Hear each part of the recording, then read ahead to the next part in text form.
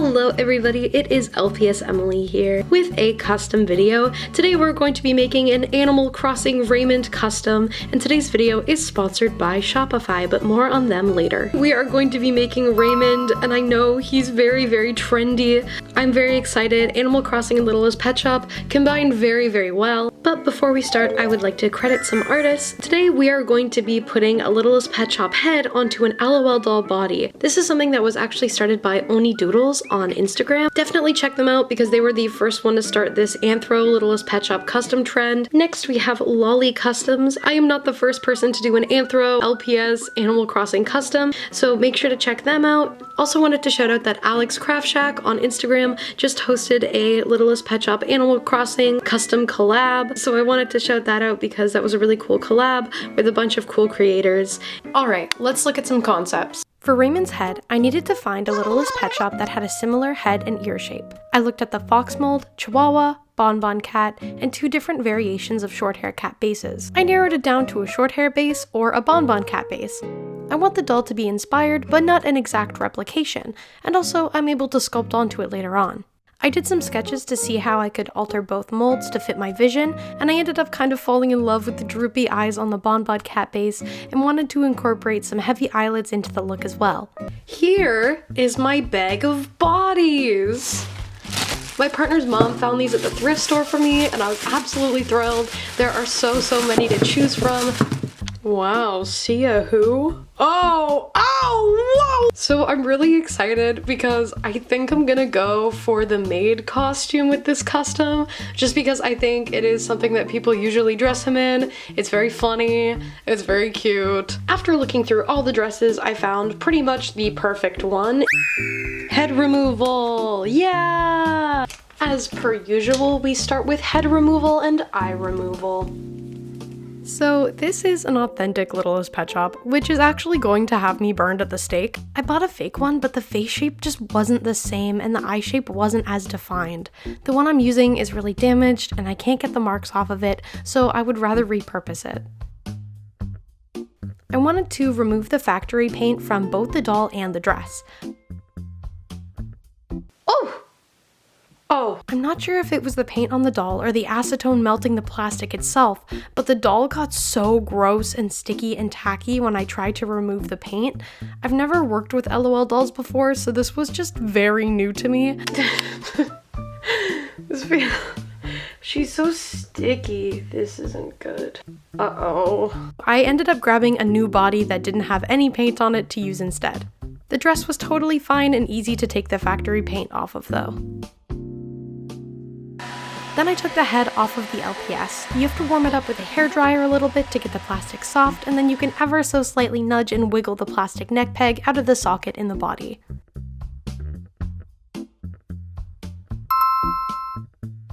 So I know that Oni Doodles has a tutorial on how to put the head on the body, but it doesn't bobble, and I want it to bobble, so I found a tutorial by Pumpkin's Customs where he showed how to put it on the body and have the bobble. I'm gonna warm up the body first and then cut off the little head nubbin with a craft knife.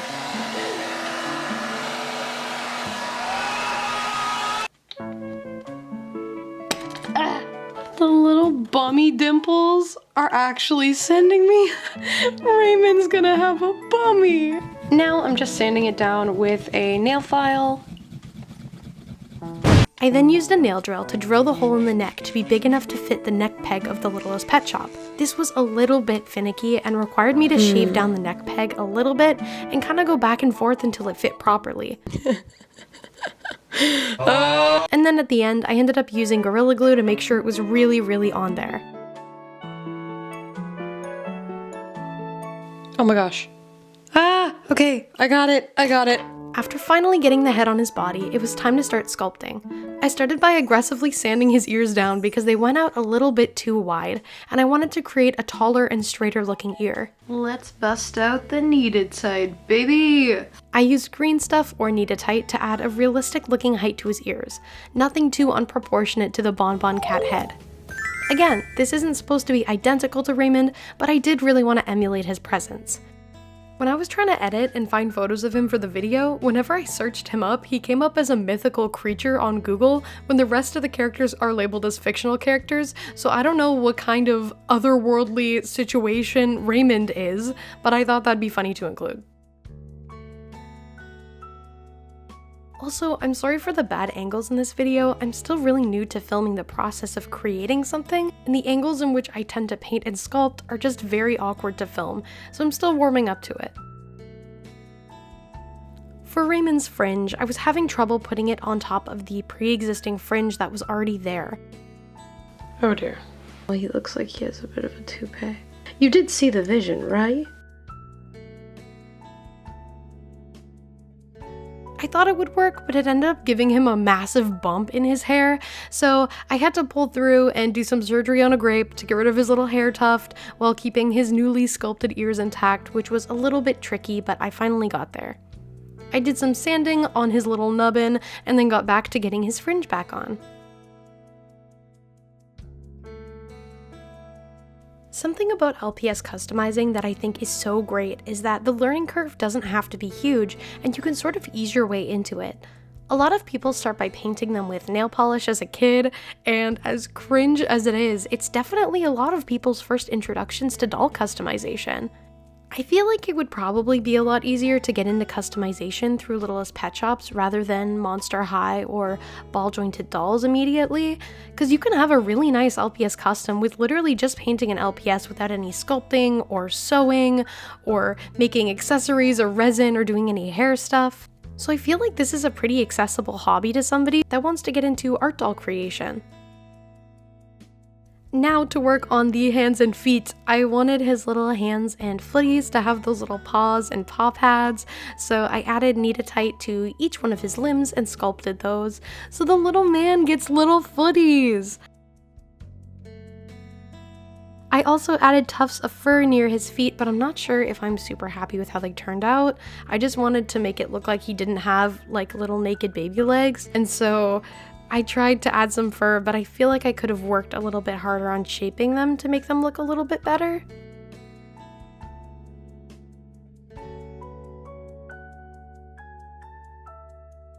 Hey, I'd like to say a quick thank you to today's sponsor, Shopify. Shopify is my commerce platform of choice when it comes to selling my merchandise and artwork. I have my own Shopify store, and that's where I sell my customs when they've been completed. I love that they give me the ability to pick from over 8,000 add-on apps for helpful things like profit calculation and sending automated emails to customers. I've been running LPS Emily Shop on Shopify for 5 months now, and when I first started, I literally knew nothing about creating an online store or designing my own site. I found the interface was very user-friendly and helped me simplify a process that I was initially really intimidated to start. Especially since most of my customers and supporters are in the United States and I'm Canadian, they make selling across the border a lot easier with the ability to change payment methods and offer assistance with duties and tax information. If you're thinking about selling your art as well, I strongly urge you to check out Shopify. Visit shopify.com/LPSEmily to start your free trial today. Okay. Hear me out, the glasses were tricky. The glasses were really tricky. I'm honestly still finding my way around making accessories. My first method for the glasses was measuring how big I wanted them and then tracing them from my iPad onto a piece of paper.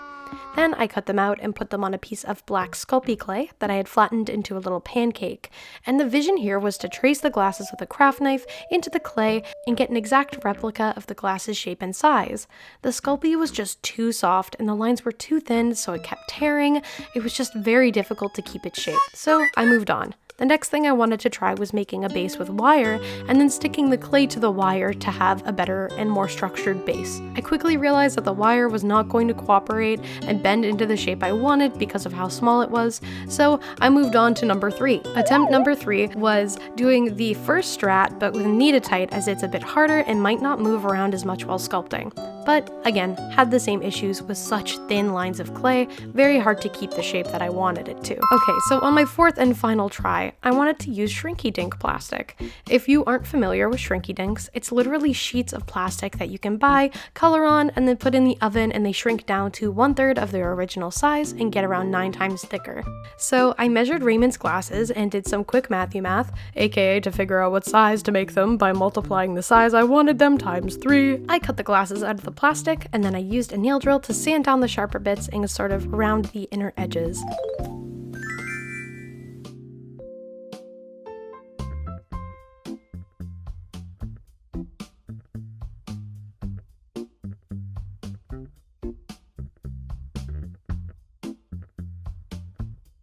The first pair I did came out a tiny bit big, and then I did them again a bit smaller, and the size was perfect. So I started to paint them, and after staring at them for so long, I noticed that they sort of split outwards a little bit, so I made the decision to snap them in half, sand them, and then use resin to glue them back together to get a better shape. Then I sanded down the excess resin and repainted them, and then sealed them with Mod Podge. I feel like there are a lot of times in this video where I start to do something and then go back and correct it. It's a mix of me learning, but also a mix of me wanting to perfect the process, which I think is both good and bad. I feel like the filming process of customizing art dolls can sometimes make my dolls look a little bit sloppier because I need to both focus on painting it and filming it, and I can't just sit and paint it like 2 inches from my eye. And that's why sometimes I'll film the start of me working on a part of the doll and then show you what it looks like when it's done, because I'm trying to find a good balance of things, and I think that'll kind of come with time.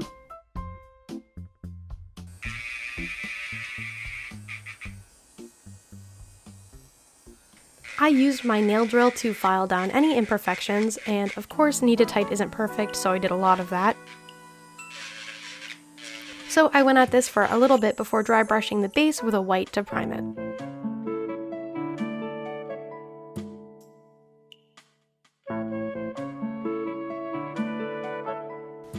He's going to be so handsome. My coworker says that she thinks he looks like Dwight from The Office, and honestly, she's real for that. She might be watching this, so hi. I think I would normally add more tufts of fur so he doesn't look like a little naked baby, but the fact that he's going to be wearing a dress anyways, you're not gonna see any of his little bummy anyways, unless you look at him from the back, in which I'm pretty sure you're going to be able to see his bummy. So actually, maybe I should have sculpted a tail. Oh, it's a little late for this realization. Oh dear. I'm painting his base gray, and I think I might start using gloves to paint him because I feel like you can see the parts of him where I touch him the most, which is really gross.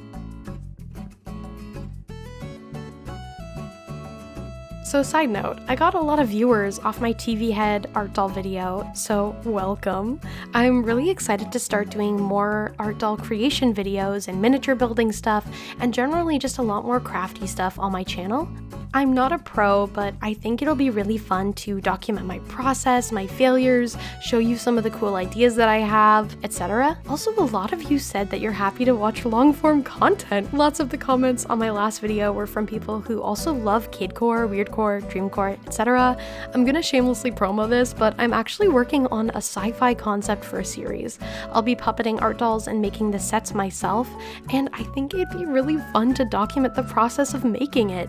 It's very SCP, very liminal space, weirdcore inspired. I think it'd be really fun to make the custom art dolls and show you how I'm making the sets as I progress. I think I'm gonna do a lot of that next year. As a little sneak peek, if you know of the dreamcore yellow house on the hill, that traditional imagery, I actually made that recently. I didn't document it, but like the inside is like black like a void, and it looks pretty similar to the one on the hill, and I really, really like how it turned out. But that is a sneak peek of what will be in the series and how I'll be going about making sort of that liminal stuff.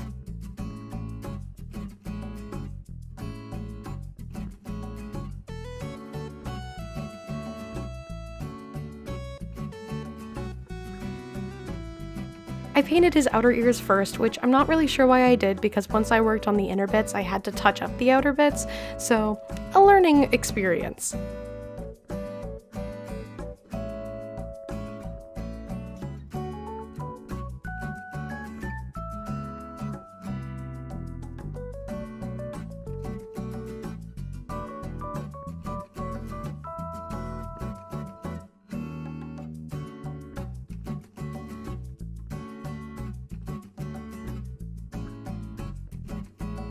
I used a bit of pastels. I mixed a peachier red and a pink together until I got that lobstery, corally ombre on the inside of his ears, and I really like how it turned out.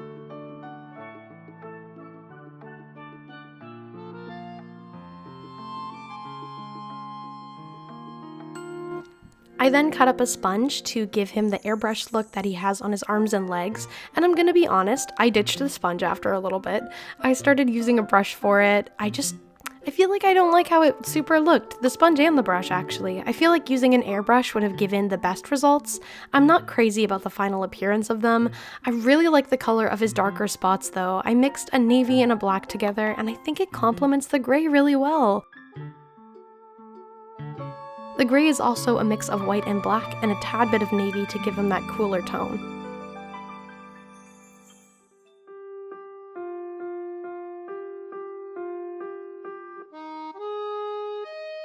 I gave his little tootsies some paw pads. I know it's not biblically accurate to Raymond's original design, but I think Raymond as a mythical creature is up for interpretation. I ended up painting the movable limbs down. I know, like what's the point of having the limbs if they don't move? Maybe on the next one I'll try not to, but I have a feeling it would just take a lot of precision painting to look good. But you know, he's an art doll, he's very delicate, he's not really meant to be played with anyway.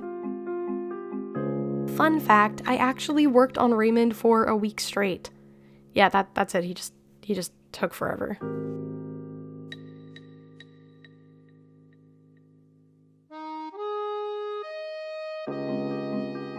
His eyes were really fun to do. I like the droopy look a lot. I'm not totally practiced in eyes, so it was a lot of trial and error here. I think the best bet is to paint the whole thing black, as it's one of the easiest ways to get the outline eyeliner to look good and sharp.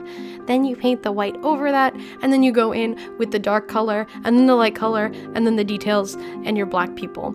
I tried to do the light color first, and then do a dark outline around it, which ended up just wasting a lot of time.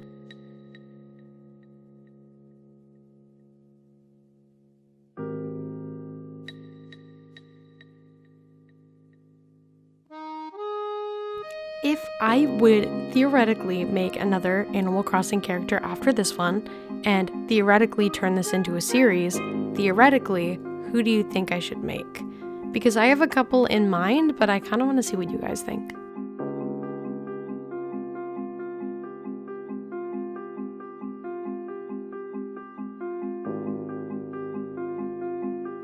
Then I added some very dark eye shines, and I glossed it over with resin. I added a little bit of brown and black pastel around the outer corners to give his eyes a bit of depth and bring it to life, and man, I really think it did.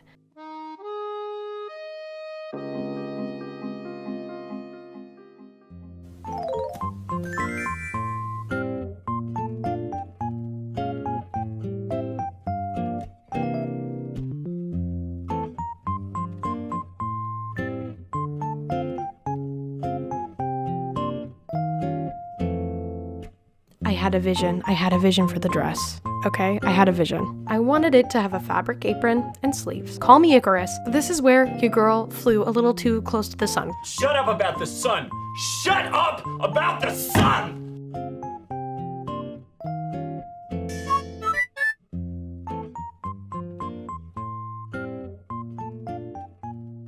I don't have much to say. You can watch me struggle with the hot glue for a little bit. It's honestly tragic. I had this beautiful eyelet that I wanted to use, but I just don't have a sewing machine or any knowledge on fabric-y stuff, and that's something that I really want to dabble into and learn. So maybe next time, but this was kind of a tall glass to fill for a girl who was filming on the weekend and about to go to a family Christmas function in half an hour. I think it turned out cute nonetheless.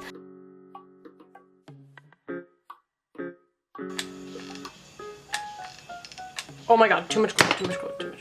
I did have to cut into the dress actually, so there is a little cut in the back because I couldn't get it onto him with his stiff, unmovable arms.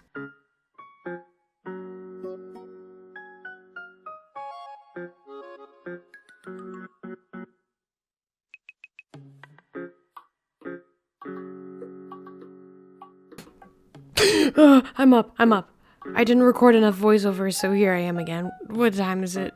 Sometimes I like to paint in dead silence, but when the thoughts get a little too loud, I usually like to watch something. For this custom in particular, I listen to Laufey, is that how you say it? Laufey's Christmas music?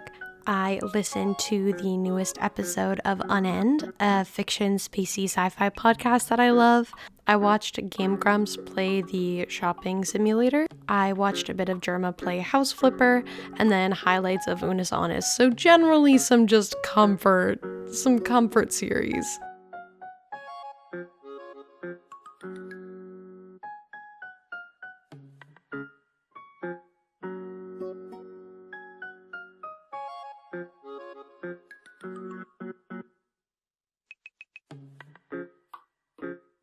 I panicked near the end and realized I didn't give him a tail, so I cut it off a short hair Littlest Pet Shop base. I painted it the same navy color and then attached it with some super glue.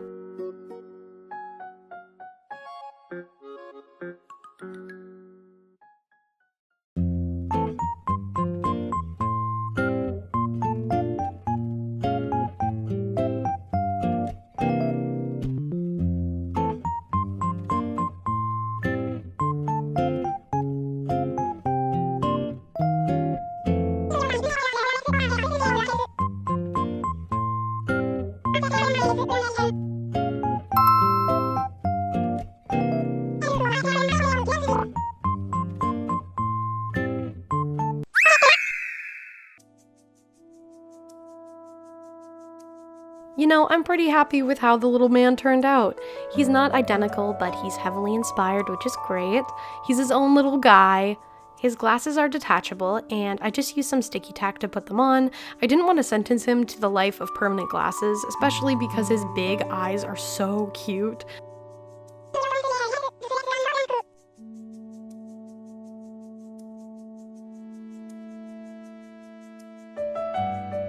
Thank you so much for sticking around to the end of the video. It really means a lot to me that you're watching me dabble in something new on my channel. It really makes me excited to keep making things.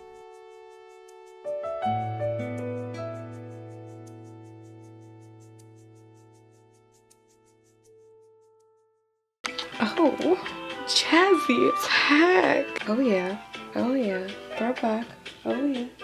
Oh dear, I'm so sorry. I have a sexy British voice. Nice to meet you, nice to see you.